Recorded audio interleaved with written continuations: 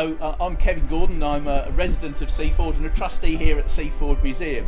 My wife Mandy and I have lived here for about 25 years now, and we came down here because we just love to live by the sea. We previously lived at Lewes. Now I just love Seaford because first of all the people are great. There's a really good community spirit here. I belong to the Bonfire Society and the museum, and there's always lots of friendly people around.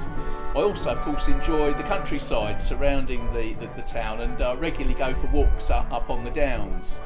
Being a bit of a local historian, I also try to find out a bit more about the local area as well, which means I explore some of the villages around Seaford. I also like the beach as well. Now I'm not a great swimmer, but in the summer it's fantastic just to sit on the beach and read a book, have an ice cream or a cold drink. So I think Seaford's got everything really. We're close to the city of Brighton, we're close to Eastbourne, but we retain our individuality here. And really that's what I like most about living in the town. I'm a trustee here at the museum, and since I've come here I've been fascinated to find out more about the past of the town. I think Seaford, squashed as it is between Brighton and Eastbourne and Lewes, often gets missed out by historians, but we've got a really long and interesting pedigree. First of all, the town was a port, one of the ancient Cinque Ports. And that was known to the Romans as a port. It was known as in Saxon times as a port. So right up until the 14th, 15th century, we were a very busy port. Being a Cinque Port means that we had privileges in return for putting ships and men out to sea. And one of those privileges was what we could return 2 members of Parliament. And over the years we've had 3 Prime Ministers represent Seaford. People like William Pitt the Elder and George Canning were Prime Ministers and MPs for Seaford.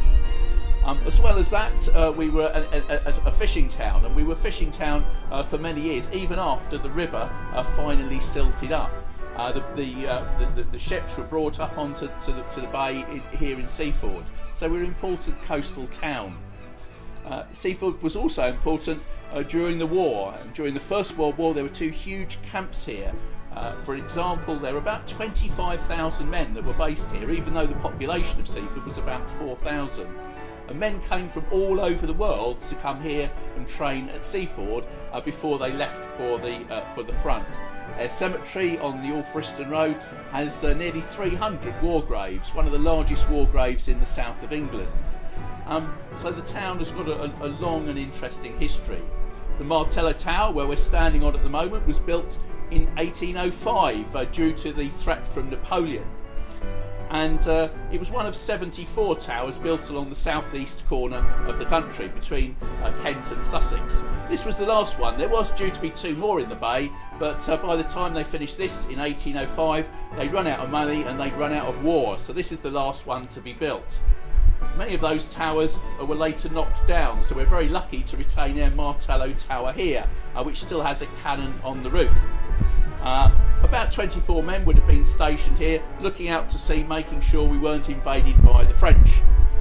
The French threat never happened, so this turned out to be a base for customs and excise, looking out for smugglers. And there was a strong presence of the smugglers along the coast, along Seaford Bay and Cuttmere Haven. And then about 100 years ago it was turned into a private home. A house was built on the roof and it was turned into a small museum and a skating rink. People could skate around the moat. But in the 1970s it was taken over by Seaford Museum, and it's been a museum ever since. Today it's a really fantastic museum full of all kinds of domestic and other local items of interest. The top artist, Grayson Perry, a couple of years ago was asked what his favourite museum was, and he said on Radio 4 there were 3 good museums in the world. There was the Victoria and Albert Museum, there was the British Museum, and there was Seaford Museum. So that we're amongst good opposition in that respect. So if you're in the town, do come along and visit, or just stroll along the seafront, because it's a lovely place to be. When I was 16 I joined the police and went up to London, but I always wanted to come back to the south coast again.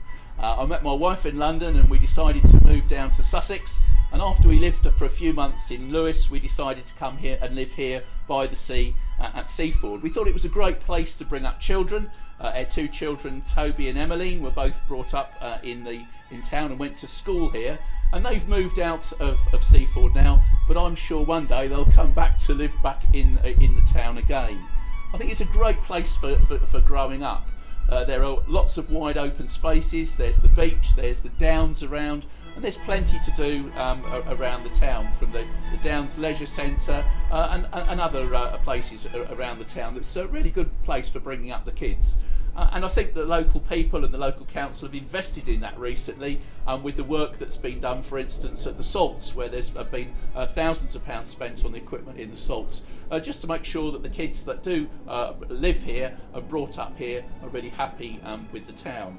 And of course, we've got a swimming pool, and we've also got the sea as well. And I know my kids, when they were young, loved to go swimming in the sea in the summer.